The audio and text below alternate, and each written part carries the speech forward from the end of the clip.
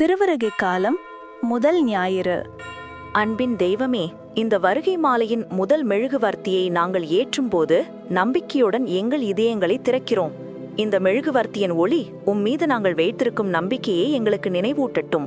எங்கள் நம்பிக்கையும் எங்கள் இரட்சகருமான உமது குமாரன் இயேசு கிறிஸ்துவின் வருகைக்காக எங்கள் இதயங்களையும் மனதையும் தயார்படுத்த இது எங்களுக்கு உத்வேகம் அளிக்கட்டும்.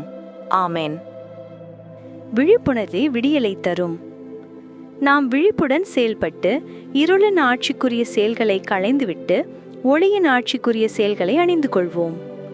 இந்த கதையில் பூமியில் இருந்த மக்கள் வரிசையாக மேலுலகம் சென்று கொண்டிருந்தார்கள். அங்கே கடவுள் மனிதர்களை சொர்க்கத்திற்கும் நரகத்திற்கும் பிரித்து அனுப்பி கொண்டிருந்தார். நாம சொர்க்கத்துக்கு போக போறோமா இல்ல நரகத்துக்கு போக போறோமா என்று எல்லோரும் பயந்து பயந்து போய்கொண்டிருந்தார்கள். ஆனால் ஒரு செல்வந்தன் மட்டும் பயமில்லாமல் மகிழ்ச்சியோடு இருந்தான். அவனிடம் ஒருவர், நாங்களெல்லாம் சொர்க்கமா நரகமானு தெரியாமல் பயந்துகிட்டு இருக்கோம், நீ மட்டும் பயமில்லாமல் இருக்கியே, எப்படி என்று கேட்க, நான் பூமியில வாழ்ந்த காலத்துல கடவுளுக்கு பிடிச்ச மாதிரி வாழ்ந்திருக்கேன், அதனால கண்டிப்பா நான் சொர்க்கத்துக்கு தான் போவேன், எனக்கு நம்பிக்கை இருக்கு என்றான். செல்வந்தன் கடவுளை பார்க்க வேண்டிய நேரம் வந்தது. கடவுள் அவனை பார்த்ததும், இவனை நரகத்துக்கு அனுப்புங்கள் என்று சொல்ல அவனுக்கு தூக்கி வாரி போட்டது. கடவுளே, என்னை ஏன் நரகத்துக்கு அனுப்புறீங்க? உங்களுக்காக நிறைய கோவில் கட்டியிருக்கேன், பல கோவில்ல திருவிழாக்கள் நடத்த பணத்தை வாரி வாரி கொடுத்திருக்கேன், அது மட்டும் இல்லாம உங்க சிலையை தங்கத்தால் செய்து கோவிலுக்கு கொடுத்திருக்கேன் என்று அச்செல்வந்தன் தான் செய்தவற்றை அடுக்கிக் கொண்டே போக, போதும், நீ பேசுறதை நிறுத்து என்றார் கடவுள். எனக்காக இவ்வளவு செய்த நீ ஏழை எளிய மக்கள் பஞ்சம் பசி பட்டினி நோய் நொடிகளால் வாடிய போதும், போர்கள் மற்றும் இயற்கை பேரிடர்களால் லட்சக்கணக்கில் அவர்கள் இடம்பெயர்ந்து சென்ற போதும் நீ அவர்களுக்காக ஒன்றுமே செய்யவில்லையே. இவற்றையெல்லாம் விட்டுவிட்டு எனக்கு கோவில் கட்டுவதாலோ அல்லது திருவிழாக்கள் நடத்துவதாலோ என்ன பயன்? என்னை பொறுத்தளவில் நீ செய்த அனைத்து செயல்களுமே இருளுக்குரிய செயல்கள்தான் என்று கடிந்து கொண்டார். அப்போது அப்பணக்காரன், கடவுளே, என்னை மன்னித்து விடுங்கள், நான் செய்த செயல்கள் குறித்து விழிப்பாக இல்லாமல் இருந்து விட்டேன் என்று கடவுளை நோக்கி கதறி அழுதான். அதற்கு கடவுள், இப்போது உணர்ந்த ஒரு பயனும் இல்லை, ஆகவே அதற்கான தண்டனையை நீ ஏற்கத்தான் வேண்டும் என்று கூறி அவனை நரகத்திற்கு அனுப்பிடைத்தாராம். பொதுக்காலத்தை நிறைவு செய்துவிட்டு திருவருகை காலத்திற்குள் நுழைகின்றோம். இன்றைய வாசகங்கள் இறுதி காலத்தை பற்றி எடுத்துரைத்து நாம் மிகவும் விழிப்பாகவும் கவனமாகவும் இருக்க வேண்டும் என்பதை நமக்கு வலியுறுத்துகின்றன.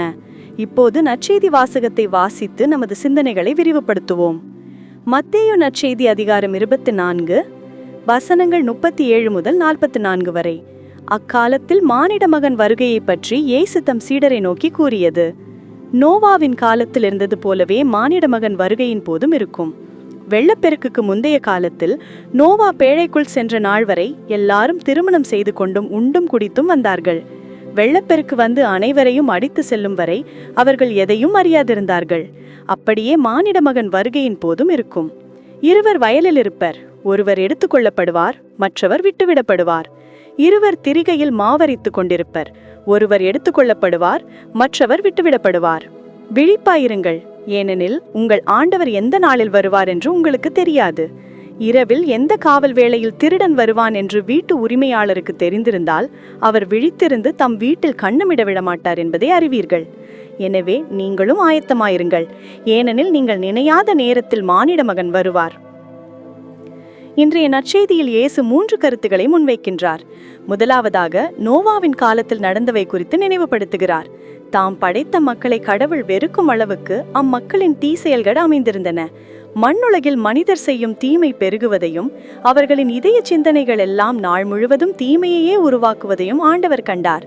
மண்ணுலகில் மனிதரை உருவாக்கியதற்காக ஆண்டவர் மனம் வருந்தினார். அவரது உள்ளம் துயரம் அடைந்தது. அப்பொழுது ஆண்டவர், நான் படைத்த மனிதரை மண்ணிலிருந்து அழித்தொழிப்பேன், மனிதர் முதல் கால்நடைகள் ஊர்வன வானத்து பறவைகள் வரை அனைத்தையும் அழிப்பேன், ஏனெனில் இவற்றை உருவாக்கியதற்காக நான் மனம் வருந்துகிறேன் என்றார். ஆனால் நோவாவுக்கு ஆண்டவரின் அருள் பார்வை கிடைத்தது தொடக்க நூல் 6:8 என்று வாசிக்கிறோம். நோவா காலத்து மக்கள் தாங்கள் செய்யும் தீசெயல்களை அறிந்தும் கூட அவற்றை தொடர்ந்து செய்தார்கள். இன்னும் குறிப்பிட்டு சொல்ல வேண்டுமென்றால், நேர்மையானராக வாழ்ந்த நோவாவும் அவரது குடும்பத்தாரும் கடவுளின் அருளால் தங்களை காப்பாற்றிக் கொள்ள பெட்டகம் செய்வதை கண்டும் கூட அவர்கள் விழிப்பாயில்லாததாலும் மனமாற்றம் பெறாததாலும் முற்றிலுமாக வெள்ளத்தில் அழிந்து போனார்கள். இச்சம்பவத்தை குறிப்பிடும் இயேசுவும் மானிட மகன் வருகையின் போதும் இவ்வாறே இருக்கும் என்று கூறி நம்மையும் எச்சரிக்கின்றார். இரண்டாவதாக, இருவர் வயலில் இருப்பர், ஒருவர் எடுத்துக்கொள்ளப்படுவார், மற்றவர் விட்டுவிடப்படுவார். இருவர் திரிகையில் மாவரைத்துக் கொண்டிருப்பர், ஒருவர் எடுத்துக்கொள்ளப்படுவார், மற்றவர் விட்டுவிடப்படுவார் என்று கூறுகின்றார்.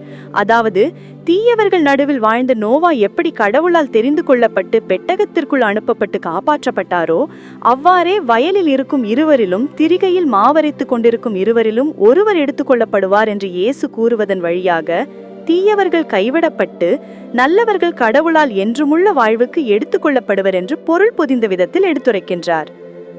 மூன்றாவதாக, திருடர் குறித்த ஒரு கருத்தை கூறி விழிப்பாயிருங்கள், ஆயத்தமாயிருங்கள் என்று நம்மை எச்சரிக்கின்றார் இயேசு. நமது வீட்டிற்குள் திருடன் எப்போது வருவார் என்பதை நாம் அறிந்திருந்தால் நமது உடைமைகளை காப்பாற்றிக் கொள்ளலாம்.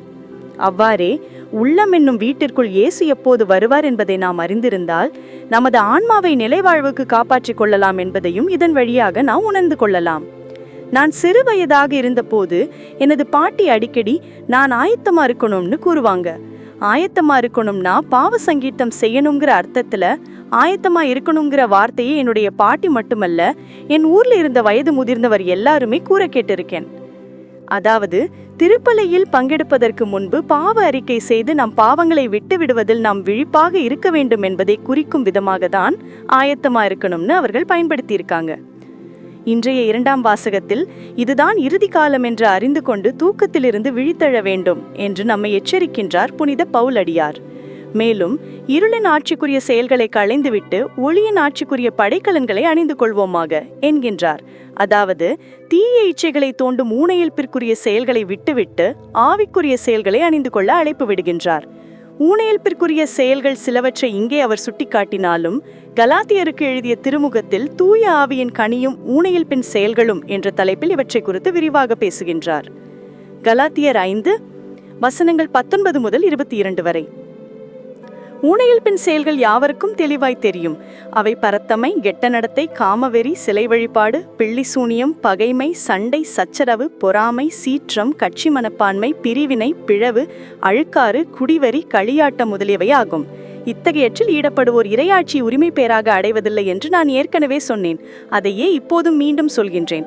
ஆனால் தூய ஆவியின் கனியோ அன்பு, மகிழ்ச்சி, அமைதி, பொறுமை, பரிவு, நன்னயம், நம்பிக்கை, கனிவு, தன்னடக்கம் என்பவை ஆகும். ஆக, தீய ஆவிக்குரியவற்றை இருளின் ஆட்சிக்குரிய செயல்களாகவும் தூய ஆவிக்குரியவற்றை, அதாவது கனிகளை ஒளியின் ஆட்சிக்குரிய செயல்களாகவும் பவுலடியார் சுட்டிக்காட்டுகின்றார். மிகவும் ஏழ்மையான குடும்பத்தில் பிறந்த ஒரு பெண் பொறுப்புணர்வோடும் விழிப்புணர்வோடும் படித்து உயர்ந்த நிலையை அடைந்தார். தன்னுடைய மேல் படிப்பை முடித்த பிறகு வேலைக்காக விண்ணப்பித்து பல நிறுவனங்களுக்கு நேர்முக தேர்வுக்கு சென்றார். தொடக்கத்தில் அவனின் முயற்சிக்கு பலனளிக்கவில்லை என்றாலும் விடாமுயற்சியுடும் நம்பிக்கையுடும் தன்னுடைய வேலை தேடும் காரியத்தை தொடர்ந்து கொண்டிருந்தாள். இறுதியாக அவர் விண்ணப்பித்த ஒரு நிறுவனத்தில் அவருக்கு வேலை கிடைத்தது. வேலைக்கு சென்ற நாள் முதல் அந்த பெண் கவனமாகவும் விழிப்பாகவும் பொறுப்பாகவும் வேலை செய்து வந்தார். அந்நிறுவனத்தின் முதலாளி மாதத்தின் பல நாட்களில் பணிக்காக வெளியூர் சென்று விடுவார். அந்நேரங்களில் மற்ற எல்லா ஊழியர்களும் விழிப்பின்றி கவனக்குறைவாக செயல்பட்டதோடு அரட்டை அடித்துக் கொண்டு நேரத்தை விரயமாக்கி வந்தனர். அதே வேளையில் முதலாளி அலுவலகத்தில் இருக்கும் நேரத்தில் பொறுப்புடன் பணியாற்றுவது போல் பாவனை செய்வர். அலுவலகத்தில் நிகழ்ந்து கொண்டிருந்த ஊழியர்களின் இந்த இரட்டை வேட செயல்பாடுகளை முதலாளி பலமுறை நேரில் கண்டிருக்கின்றார். அவற்றை கண்டித்தும் இருக்கின்றார். ஆனால் மேரி மட்டும் மிகுந்த விழிப்புணர்வோடு எப்போதும் தன்னுடைய கடமையில் கண்ணும் கருத்துமாக இருந்து வந்தாள். தன்னை நல்லவளாக காட்டிக்கொள்ள வேண்டும் என்பதற்காக அல்ல, மாறாக தனக்கு கொடுக்கப்பட்டுள்ள பணியை செவ்வனே செய்ய வேண்டும் என்ற பேரார்வத்தில் நேரிய மனதோடு பணியாற்றி வந்தாள். சில காலங்கள் கழித்து அந்நிறுவனத்தில் முதலாளி தன்னுடைய பணியில் ஓய்வு பெற விரும்பினார். அப்போது தன்னிடத்தில் ஒரு முதலாளியாக இருந்து அந்நிறுவனத்தை வழிநடத்தும் பொறுப்பை மேரிக்கு கொடுத்தார்.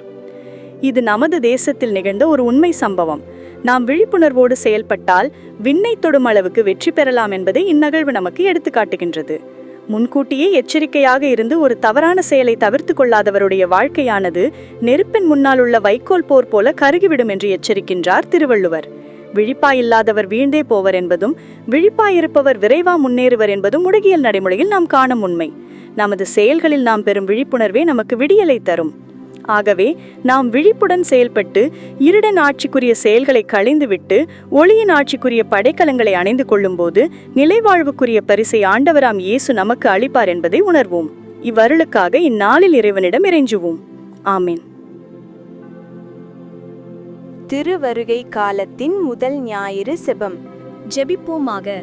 மகா உன்னத தேவனுடைய திருநாவிலிருந்து புறப்பட்டு வந்து வீர வேகத்துடனேயும் மதுர இன்பத்தோடையும் ஒரு இறுதி தொட்டு இன்னொரு இறுதி மட்டும் பிடிப்பாய் சார்ந்து எல்லாவற்றையும் சீர்படுத்துகிற ஞானமே எங்களுக்கு விமரிசையின் பாதையை கற்பிக்க வாரும். முட்செடியில் பற்றி கொண்டு எரிந்த அக்கினியில் மோயேசனுக்கு தரிசனையானவரும் இஸ்ரவேலரின் சந்ததிக்கு கர்த்தரும் எசமானரும் ஆனவரே, அவருக்கு சீனா பர்வதத்தில் முறைமை தந்தவரே, உமது புஜபல வீரத்தால் எங்களை ரட்சிக்க வந்தருளும். சனங்களுடைய விருது கொடியாக இருக்கிற இசையாவின் ஆதி மூலமே, தேவரீர் முன்பாக ராசாக்கள் வாய்ப்புதைத்து கொண்டிருக்கவும் சனங்கள் பணிபுரிந்து மன்றாடவும் வேண்டியிருப்பதால் இனியாகிலும் தாமதம் செய்யாமல் எங்களை மீட்க வாரும். தாவீதன் திறவுகோலே, இஸ்ரவேல் இராச்சியத்தின் கிரீடமே, தேவரீர் திறப்பதை ஒருவர் அடைக்கவும் தேவரீர் அடைப்பதை ஒருவர் திறக்கவும் கூடாதே. தேவரீர் வந்து சிறைச்சாலையில் அடைப்பட்டிருப்பவனை மீட்டு அந்தகாரங்களிலும் மரணத்தின் நிழலிலும் இருக்கிறவனை விடுவித்தருளும். கீழ்த்திசையோனே, நித்திய பிரகாசத்தின் சோதியே, நீதி ஆதித்தனே, தேவரீர் வந்து இருட்டிலும் சாவின் இரவிலும் அகப்பட்டு கொண்டிருக்குவர்களுக்கு ஒளியை தந்தருளும். சனங்களுடைய இராசாவே, அவர்களால் ஆசிக்கப்பட்டவரே, இரண்டையும் ஒன்றாக்குகிற மூளைக்கல்லே, தேவரீர் மண்ணால் உண்டு பண்ணின மனிதனை ரட்சிக்க வாரும். ஓ இம்மானுவேலே, எம்மோடு இருக்கும் தேவனே, எங்களுக்கு கற்பனை கொடுக்கும் இராசாதிபதியே, பிரஜைகள் ஆவலோடி காத்திருக்கிறவருமாய் அவர்கள் இரட்சகருமானவரே, எங்கள் ஆண்டவராகிய சர்வேசுரா, எங்களை காப்பாற்றி எழுந்தருளிவாரும்.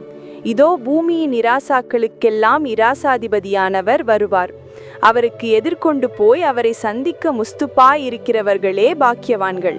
மனுமகன் வரும்போது பூமியின் பேரில் விசுவாசத்தை அவர் காண்பார் என்று நினைக்கிறாயா? கடவுள் தமது சுதனை உலகில் அனுப்பும் காலம் சரியாய் வந்துவிட்டது. இரட்சகருடைய ஊற்றுகளில் சந்தோஷத்தோடு நீரை முள்ளுவீர்கள். ஆண்டவர் தமது பரிசுத்த ஸ்தலத்திலிருந்து எழுந்தருளி தமது பிரஜைகளை காப்பாற்ற வருவார். பரமண்டலங்களே, மேலே இருந்து பொழியுங்கள்.